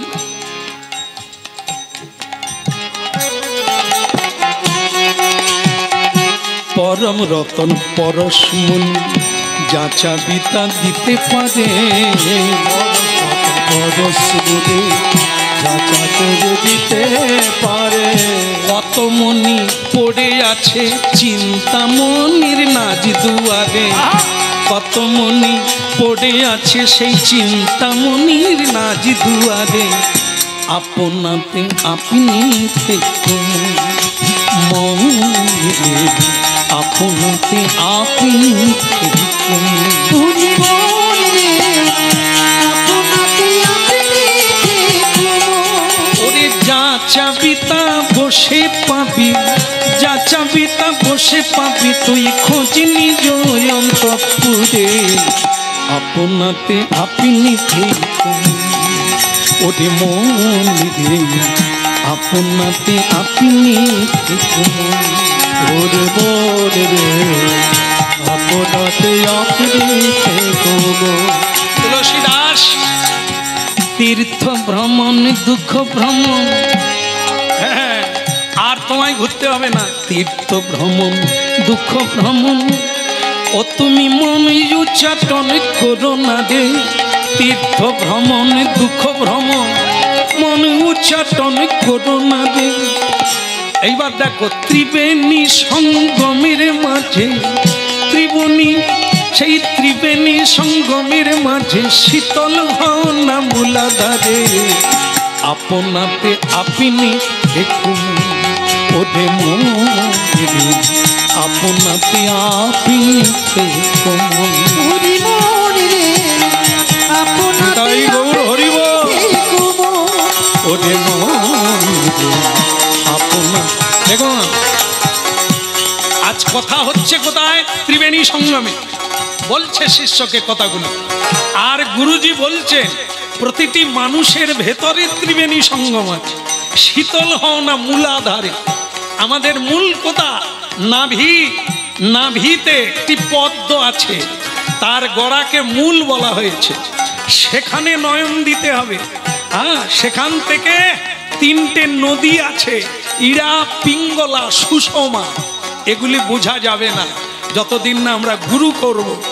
তাই আমাদের মধ্যে সেই ত্রিবেণী সঙ্গম, সেখানে এই তিনটে নারীর মিলন যেখানে, সেটাই হলো ত্রিবেণী সঙ্গম। ওই নাই আপনাতে আপনি দেখো মন। বলে শীতল হও না মূলাধারে, আপনাতে আপনি থেকো ওরে মন রে, আপনাতে আপনি থেকো। ওরে মন রে, আপনাতে আপনি দেখো মন। না না যেও না কারুর কাছে, তুমি যেও না কারুর কাছে। ভজন জয়ন্তপুরে আপনাতে আপনি থেকো ওরে মন রে, আপনাতে আপনি দেখো মন। গৌর হরিব, আপনাতে আপনি থেকো। ওরে মন রে, তাই গৌর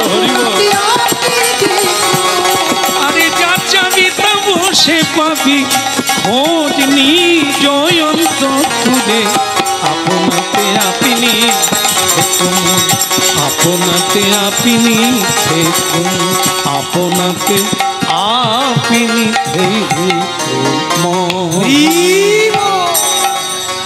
হ্যাঁ বলো রাধা মাধব কি ভালো লাগছে কি ভালো লাগছে না না আমাদেরকে না আপনাদের ভালো লাগছে সে তো বোঝা যাচ্ছে খাওয়া দাওয়া ছেড়ে দিয়ে হরিনাম শুনছি এ তো লক্ষণ ভালো লাগার লক্ষণ কিন্তু গুরুজি তুলসী দাসকে বলছে তুলসী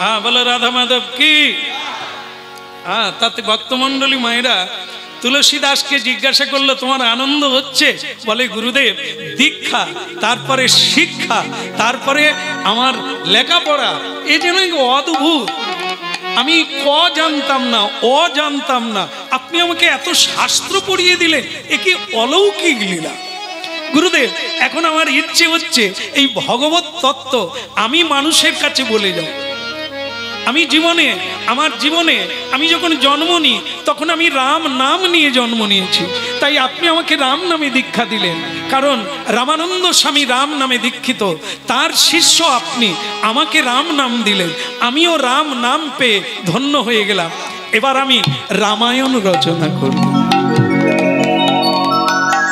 আর আপনারা জানেন থাকলেও থাকতে পারে আপনাদের কারো ঘরে তবে উত্তর প্রদেশে গেলে প্রতি ঘরে ঘরে এই গ্রন্থটা আছে তার নাম কি রামচরিত মানস যেটি একটি অদ্ভুত রামায়ণ রামচরিত মানস শুধু তিনি কল্পনার কবি নয় শুনে লেখেনি দেখে লিখেছে রামচন্দ্রকে তিনি দেখেছেন সীতা মাকে তিনি দেখেছেন সাক্ষাৎ এই কলিকালে আজও হনুমান বেঁচে আছে সেই হনুমানের কৃপায় তিনি রামচন্দ্রকে প্রাপ্ত হয়েছেন তিনি রামায়ণ লিখেছেন তার নাম হলো রামচরিত মানস তো ভক্তমণ্ডলী মায়েরা তুলসীদাস রামায়ণ লেখা শুরু করলেন জীবন বদলে গেল এখন আর তার কোনো দুঃখ নাই গুরুজি ছেড়ে দিয়েছেন যাক এবার তুই তোর নিজের নৌকা নিজে চালাতে পারবি আর আমাকে তোর হাল ধরে থাকতে তুলসীদাস কি করলেন একবার তার মনে পড়ে গেল নিজের দেশটা একবার দেখি কে কেমন আছে আমার মন টানছে একবার সেখানেই যায় বিভিন্ন জায়গা গেলেন অযোধ্যা গেলেন কাশী গেলেন শেষ পর্যন্ত আবার নিজের দেশ একবার দেখতে এলো মা তো মরেই গিয়েছিল সঙ্গে সঙ্গে বাবার খবরটা নি দেশের খবরটা নি তারা কে কেমন আছে হরি বল সবাই ভালো আছেন সবাই ভালো আছে আমাকে চিনতে পারছেন না আমি রাম बोला अरे राम बोला क्या बात तू इतना बड़ी हो गया इतना बड़ा हो गया क्या बात अरे সেদিন থেকে আমরা খালি খুঁজে বেড়াই ছেলেটা মরে গেল না কে নিয়ে গেল যে নিয়ে গেল সে আর আছে না গেছে কাকা বাবু আমি বেঁচে আছি তা আমার বাবা কোথায় বলতে পারেন আর তোর বাবা ওই তোরই শোকে তোরই দুঃখে তোর বাবাও হরি নাম নিয়ে মরে গেল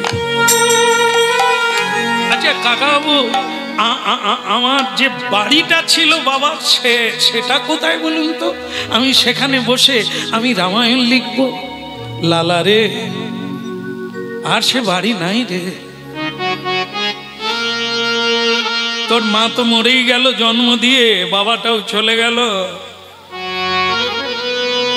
ঝড়ে বাড়িটা পড়ে গেল রে আর সে বাড়ি ঘরদর কিছু নেই রে সে জায়গাও আর পাবি না খুঁজে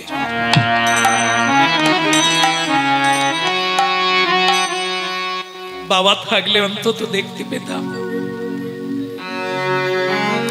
কিন্তু আপনারা কি আমাকে ত্যাগ করবে আমি কিন্তু আর সে নয় আমাকে আপনারা ছুলে মরে যাবে আর কিন্তু সেদিন নাই আমার নাম এখন তুলসী দাস।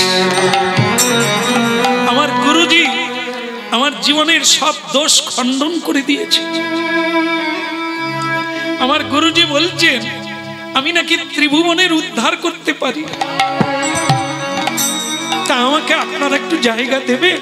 ওরে তোর বাবার সেই বাড়ির জায়গাটা আছে, বাড়ি না, আমরা নিজেরাই দখল করছিলাম, তা তুই যখন এলি বাপ ওইখানে আমরাই তোকে ঘর বানিয়ে দেব, আমরাই তোকে ঘর বানিয়ে দেব। গ্রামের লোক সবাই তাকে ভালোবেসে একটি ছোট্ট কুটির বানিয়ে দিল পাতা লতা দিয়ে। আর তুলসী দাস বললেন আমি তো টাকা পয়সা দিতে পারবো না, আমি তোমাদের প্রতিদিন হরিনাম শরীব। দশরথ নন্দন রাম রাম রাম, সীতাপতি সুন্দর রাম রাম রাম। দশরথ নন্দন রাম রাম রাম, সীতাপতি সুন্দর রাম রাম রাম।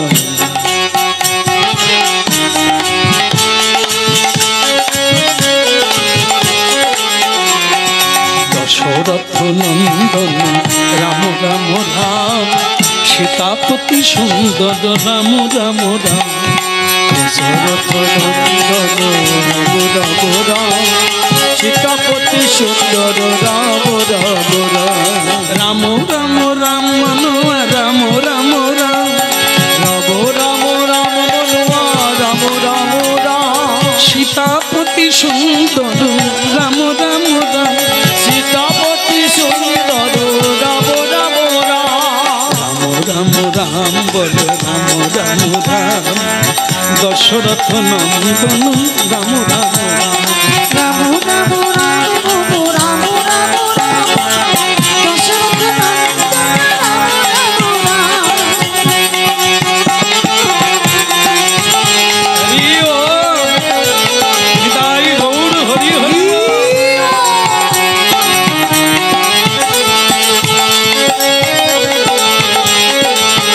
হরি বল হরি বল, বলুন হরি বল, হাত তুলুন, কেউ বাদ রাখবেন না। নিতাই গৌর হরি হরি বল। রাম রাম রামে ভজলে রাম রাম রাম, জয় জয় রাম রাম রাম ভজলে রাম রাম রাম, রাম রাম রাম ভজলে রাম রাম রাম। দশরথ নন্দন। হাত তোলো হাত তোলো। নিতাই গৌর হরি হরি বল। দশরথ নন্দন রাম রাম রাম, শিবতী নন্দন রাম। बोलो भगवान रामचंद्र की जय हो, बोलो सीता मैया की जय हो। बजरंग बली की निदाई गौर परमानंदे। সবাই ভালো থাকবেন। আবার কালকে আসবেন তো? কি আবার আসবেন তো? ডাকবো। মালিক বাবু দেখুন কি সরল, দেখুন কালকেও আবার হলেও আপত্তি নাই। এরকম আমরা পারবো? আমার তো মনে হয় একদিনে যা অবস্থা, আমি হলে হাত জোড় করে নিতাম আর কোনোদিন এরকম হরিনাম করা না। কি খরচা বাবা, কিন্তু মালিক বলছে ডাকুন, কালকেও হলে আপত্তি নেই। তবে এই কথাটা তুলসী দাস সবাইকে বলছে, যারা যারা হরিনাম শুনতে এসেছে তাদেরকে বলছে আবার আগামীকাল আসবেন তো? হ্যাঁ, তা তুলসী দাসের কথা শুনে সবাই বলছে যে আপনি এত সুন্দর করে ভগবত তত্ত্ব বলেন, আমরা আসবো না? যেন দিনে দিনে আমাদের প্রাণ বেড়ে যাচ্ছে, আনন্দ বেড়ে যাচ্ছে, সুখ এসে যাচ্ছে, তা হরিনাম শুনবো না? আগামীকাল আবার আসবো। তারই মধ্যে সবাই বাড়ি গেল, একজন বয়স্ক লোক বসে আছে। তুলসী দাস চিন্তা করলো এ লোকের বোধহয় কোনো দুঃখ টুক্ষ আছে, এ জানাবে, তাই একা বসে আছে। তা বাবা আপনি বাড়ি যান না? সকলে চলে গেল। বলে বাবা এই গোপনে একটা কথা বলবো বলে এই অপেক্ষা করছি। তাই এবার তোর নির্জন, তোমার বাড়িতে কেউ নেই, তোমার কুটিরে কেউ নেই, সবাই যে যার চলে গেছে। বাবা বলি, বলবো? বলি তোমার কি বিয়ে হয়ে গেছে? ওরে সর্বনাশ, এ তো কালকে উঠে বলা যায়। হ্যাঁ, ঝুপ মরে গুপ করে মেরে দিল কিরকম। এ তো সর্বনাশের লোক, অন্য লোক নাই যে আমি একে তাড়াবো কি করে। ইয়ে ওই আপনি কি বলছিলেন যেন আগে, আমার বিয়ে হয়েছে কিনা? হ্যাঁ, তোমার বিয়ে হয়ে গেছে? আমি আরো ভাবছিলাম আমার একটা মেয়ে ছিল, তোমাকে দিয়েই আমি খালাস পেতাম, আর তুমি ওটা ভেতরে ডুবে ডুবে বিয়ে করে নিয়েছো। প্যান নাম রইল, তা কালকে আসবেন তো? প্যান নাম রইল, কালকে আসবেন, প্যান নাম রইল। যে কারণে ঘষতে ঘষতে পড়েছিলাম সেটা তো হয়ে গেছে, আরে সে লাভ কি হবে? বিয়ে করে নিল বেটা, কত বড়। এখন রেগে অভিমান সুরে তার খুব ইচ্ছে ছিল এ লোককে সে মেয়ে দিয়ে, ওই যে আপনারা যেরকম মানে কি বলেন, মেয়ে হচ্ছে কি কি মা, বোঝা, বোঝা মাথায় বোঝা নাবি দিলেই হ্যাঁ জয় নিতাই, এই বোঝাটা নাবি দিয়ে একটু খালাস পাবে, তার হলো না, সে তো বিয়ে করে বসে আছে। এবার যাকে তাকে রেগে চলে যাচ্ছে, লোক বলছে দাদা কি হয়েছে? বিয়ে হয়ে গেছে। না না, এরকম লোক বিয়ে করলো কি করে? বিয়ে হয়ে গেছে বলে কার কথা বলছেন আপনি? কার বিয়ে হয়েছে? বলে তুলসী দাস, তার নাকি বিয়ে হয়ে গেছে। লোকে বলছে কি করে জানলেন তার বিয়ে হয়ে গেছে? কুটিরে বউ দেখেছেন? না, কুটিরে বউ নাই। আরে বাবা, সাধুদেরকে বিশ্বাস করা যায়? হয়তো এরকম কত কুটির আছে। হ্যাঁ, এরকম লোক আজও আছে। এই যে এত হরিনাম গাইছে, এরা কি ভালো লোক? কত জায়গায়, কত জেলায়, কত বাড়ি করে রেখেছে, কত বাচ্চা কাচ্চা, কত। হ্যাঁ, এই হরিনাম শুনবে, ঘান নাড়বে, প্রশংসা করবে, তারপরেও এ কথা বলবে দাদা আজকাল কেতনার কথা আর বলো না। এরা ঘরের বউ ছেড়ে দিয়ে আবার বিয়ে করবে। কত সংসারে, কত শ্বশুর বাড়িতে কত বউ আছে, এ তুলসী দাস কেউ ছাড়ে না। বলে এই কুটিরে বউ নেই বটে, হয়তো অন্য কুটিরে আছে, এদেরকে কোনো বিশ্বাস আছে। বলে আরে বাবা না, তুমি যা ভাবছো তা না, এ লোক সে লোক না, এ এখনো বিয়েই করে না। কত বড় কবি জানো, কীর্তন গিয়ে মানুষের হৃদয় হরণ করছে, সে বিয়ে করে। বলে তাহলে আমাকে যে বললো বিয়ে হয়ে গেছে, তাহলে সাধুরাও মিথ্যে কথা বলে। আগামীকাল আবার যাব, আমি দেখে ছাড়বো, হ্যাস্ত ন্যস্ত করে ছাড়বো, মিথ্যে কথা বলা মুখোশ খুলে দেবো। পরের দিন আবার রামায়ণ গান শুরু হলো, লোকে লোকারণ্য। সেই বুড়ো আবার গেছে, সেই মেয়ের বাপ, সে আবার খুঁটি ধরে বসে আছে। কীর্তন শেষ হোক, চিৎকার করে বলবো কিরকম মিথ্যে কথা বলা তোমার বের করবো। বাস, তবে আজ আর লোক পালিয়ে গেলে হবে না, সকলের সামনে মুখোশটা খুলে দিতে হবে। হ্যাঁ বাস, হরিনাম শেষ হলো। হ্যাঁ বলো রামচন্দ্র কি, বলো দেখ শেষকালে জয় দিতে হয়। হ্যাঁ সীতা মা কি, বজরংবলী কি। এইবার সে বুড়ো উঠে পড়েছে, সে বয়স্কলোক উঠে দাঁড়িয়ে পড়েছে। না জয় দেওয়া হলো, কীর্তন শেষ হলো। গতকাল আপনি আমাকে কি বলেছিলেন? আপনার বিয়ে হয়ে গেছে। সর্বনাশ করেছে। আমি ভাবছিলাম আর আসবে না, তো আবার ঢুকেছে। এখন আমি কি বলবো? গতকাল তো বলে দিয়েছি বিয়ে হয়ে গেছে। আগে বলেছি, অন্যান্য সাধুরাও খেপে গেছে, আপনি বিয়ে করেছেন। হ্যাঁ, একথা তো জানতাম না। আমরা জানতাম আপনি নবীন ব্রহ্মচারী, কিন্তু আপনি বিয়ে করেছেন, তাহলে আপনার স্ত্রী কোথায়? আগে দেখেন, আপনারা যেভাবে বলছেন ওইভাবে না। আমার ঘটক হচ্ছে আমার গুরু, আর আমার বিয়ে হয়ে গেছে ভগবান রামচন্দ্রের সঙ্গে। আমি তার দাসী বা আমি তার দাস। আপনারা যারা সাধু সন্ত আছেন, আপনারা জানেন না, আমাদেরকে বিয়ে দিয়ে দেন আমার গুরুদেব, ভগবানের সঙ্গে মিলন ঘটিয়ে দেয়। তা আমার সেই বিয়ে হয়ে গেছে। আমি আর এ জগতে কিছুই চাই না, আমি কেবল তাকেই চাই। জীবনে রাম ছাড়া আর আমার কেউ নেই।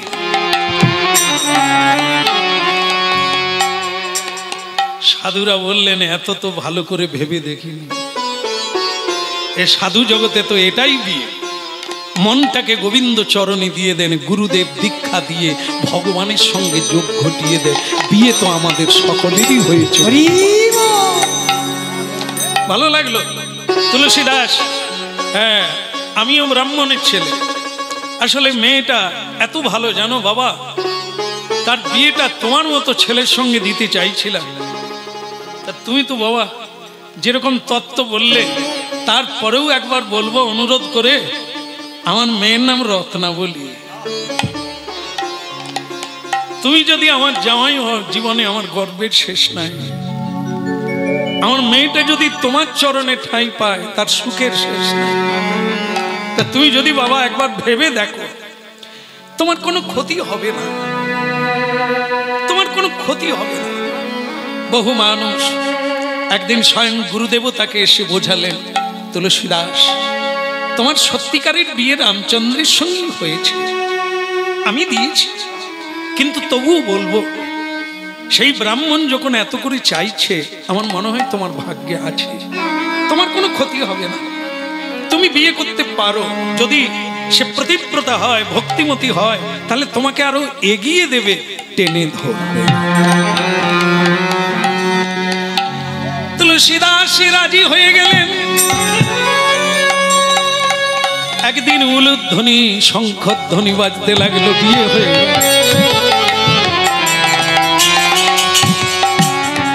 বিয়ে হয়ে গেল ভক্তমণ্ডলী মায়েরা। কিন্তু একটা হলো জিনিস,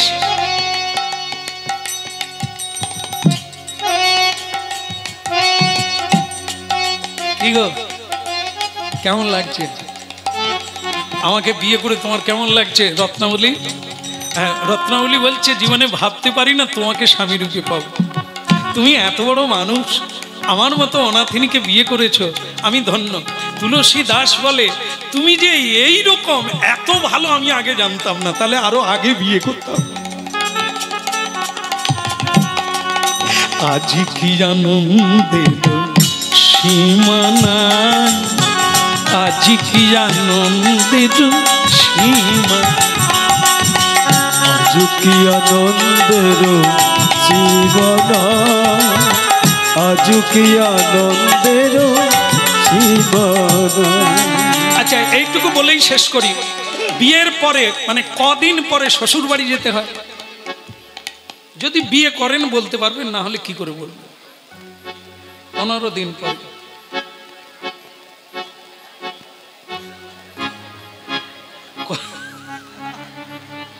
আচ্ছা, সবাই বলছেন 15 দিন কি? আসলে মানে আমি বলতে পারছি না, আমার মনে নাই। কেমন?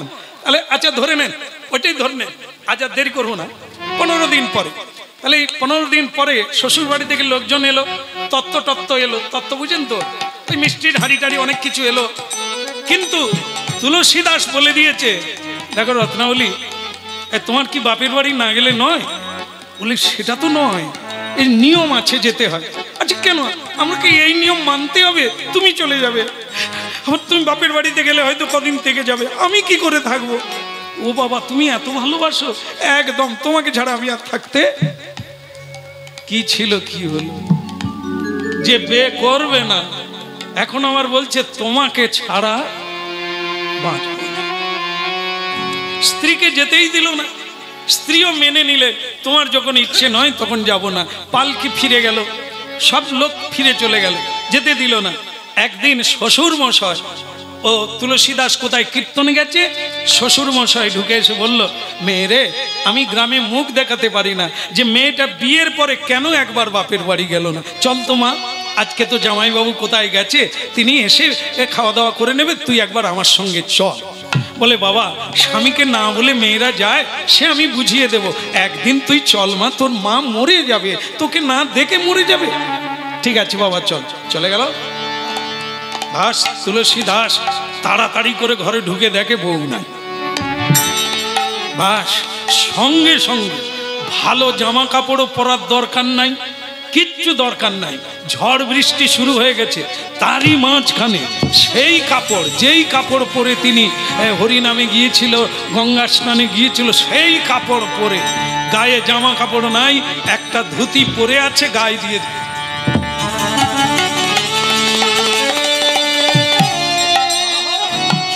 যমুনা নদী পার হয়ে সাঁতার দিয়ে, রাস্তা দিয়ে নয়, গেলে অনেক দেরি হয়ে যাবে, সাঁতার দিয়ে পৌঁছে গেছে। আর ঝড় বৃষ্টিতে হাত শ্বশুর মশাই বলে রত্নাবলী, আরে তো আমাদের জামাই বল, আরে যা ভেতরে নিয়ে যা, জামা কাপড় বদল কর। পৌঁছে গেছে। রত্নাবলী, তুমি যে চলে এলে আমাকে না বলে, তুমি কি বুঝতে পারো না তোমাকে ছাড়া আমি থাকতে পারি না? সবই ঠিক আছে, বাড়িতে লোকজন ভরে আছে, চলো ভেতরে চলো। জামা কাপড় বদলে দিলেন, আলাদা করে খেতে দিলেন, খেতে দিয়েই রত্নাবলী আজকে কিন্তু একটা ক্ষোভ উগড়ে দিলেন। দেখো, আজ তোমাকে একটা কথা না বলে পারি না, বলো। আমি খাচ্ছি, তুমি বলতে থাকো, বাতাস করো আর বলো।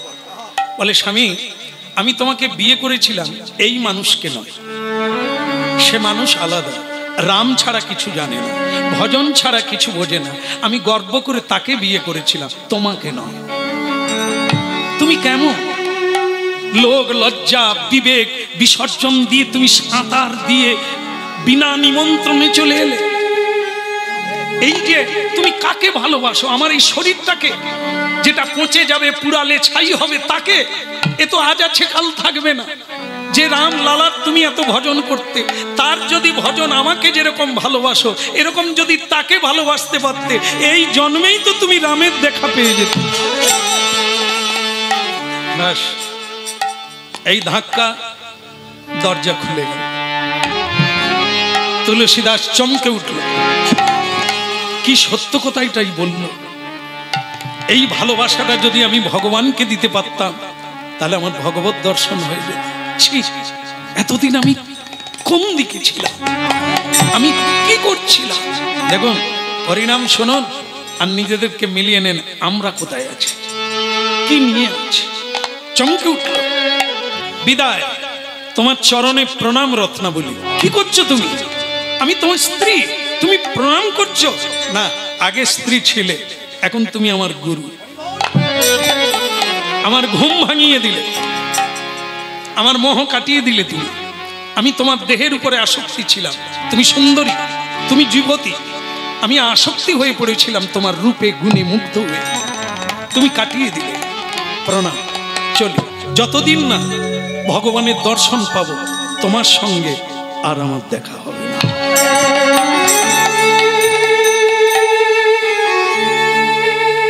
দেখুন, এই ছিল আজকের লীলার কথা। তুলসীদাস কাশীধাম চলে গেল, শুরু করলো তপস্যা।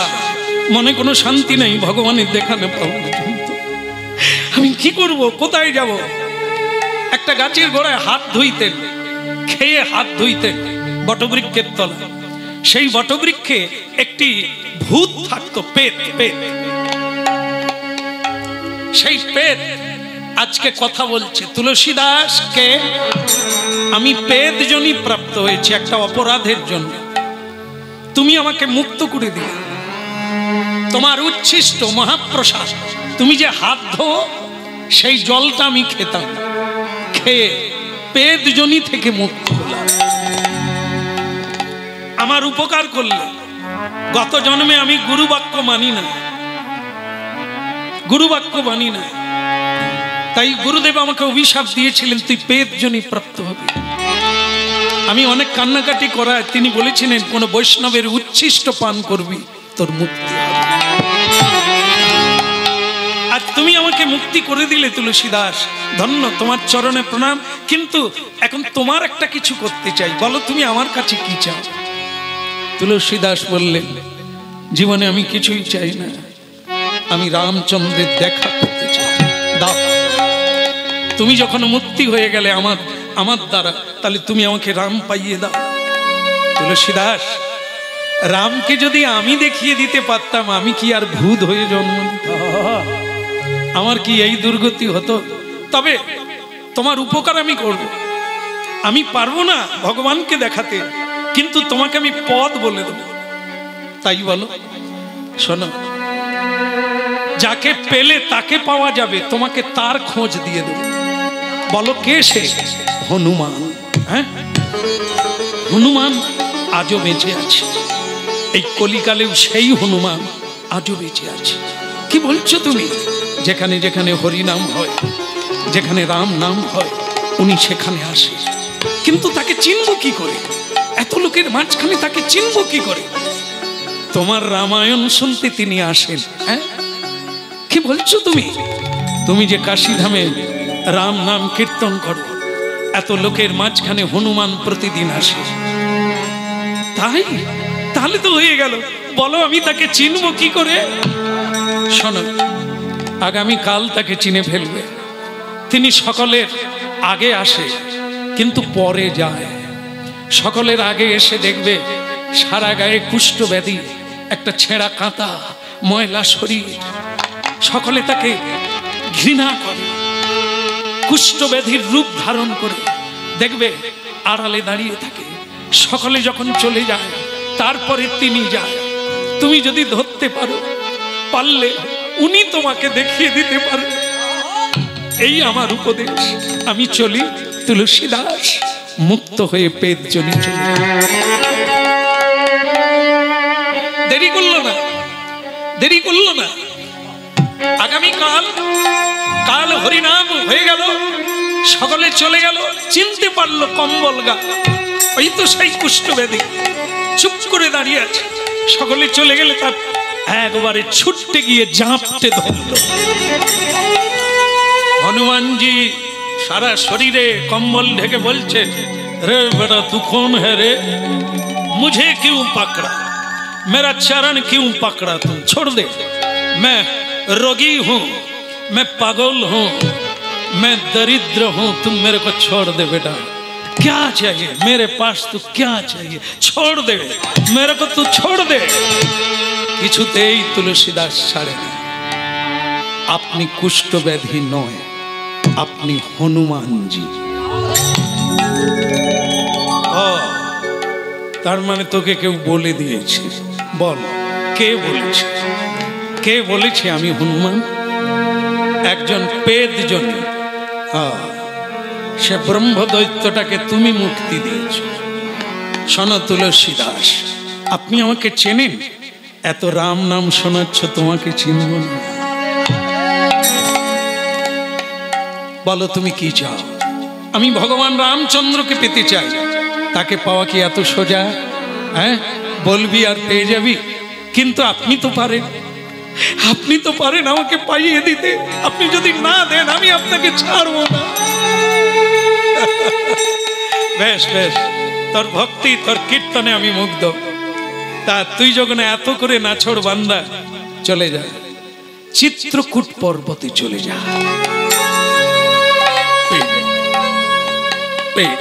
তো ভক্তমন্ডলী মায়েরা, গতকাল যে দিনটা গেল, কি দিন গেল? রামনবমী।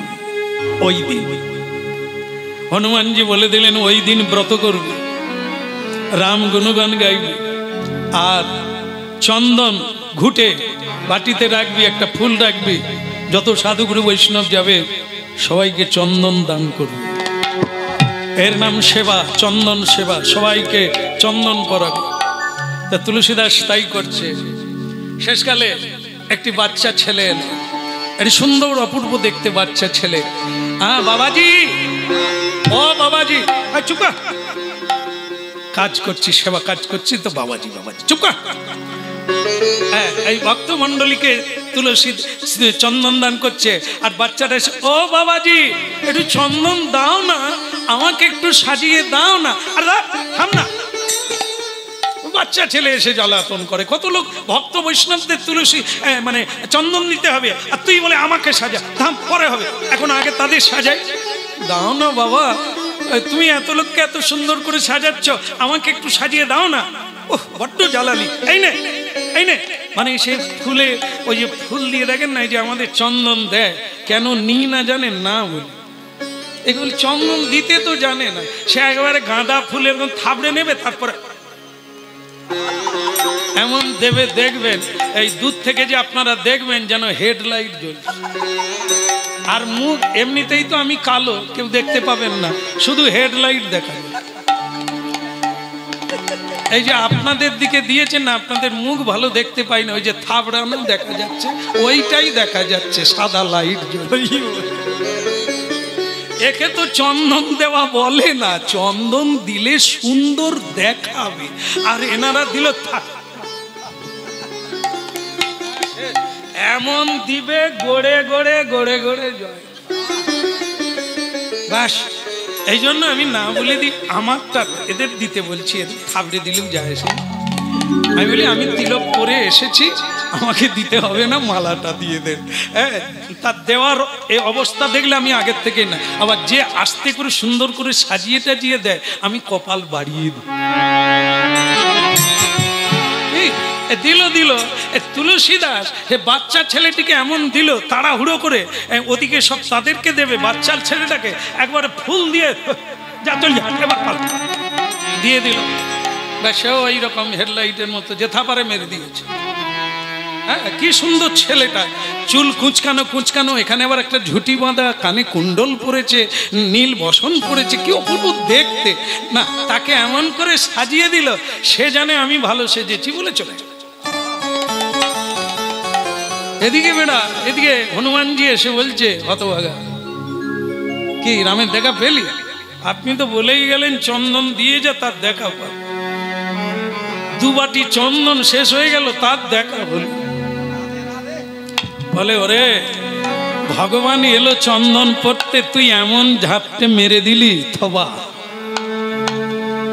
ভগবান খুশি হতে পারলো না। তুই ভালো করে আলপনা আঁকতে পারলি না। ভগবান এলো তোর কাছে, চন্দন দিলি, তাকে চিনতে পারলি না। আগে কি বলছে বজরংবলী, আপনি কি বলছেন? ভগবান এসেছিলেন, এসেছিলেন, আমি অনুরোধ করেছিলাম তাই তোমার কাছে এসেছিল। তুমি তাকে বিরক্তি হয়ে চন্দন পরিয়েছ, যেখানে সেখানে ছাপ মেরে দিয়েছ। সে তো সাজতে এসেছিল তোমার হাতে। মাটিতে পড়ে গিয়ে তুলসী দাস ছটপট ছটপট করছে যন্ত্রণায়। তুমি এলে দেখা, আমি তোমাকে চন্দন পরালাম, কিন্তু তোমাকে আমি চিনতে পারলাম না।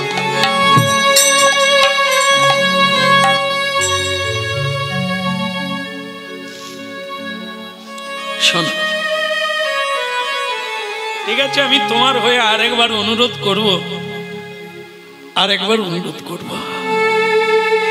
তুমি বড় ভালো লোক, সীতা মাকে আনবো, লক্ষণজিকে আনবো তোমার জন্য। এলেন, স্বয়ং ভগবান এলেন। এবারে আর ছদ্মবেশ না, একবার হনুমানজি স্বরূপে এনেছে। আর না প্রভু দেখা দাও। স্বরূপে রাম, সীতা, জানকী দেবী, লক্ষ্মণ আর হনুমান দাঁড়িয়ে গেলেন দুজনে।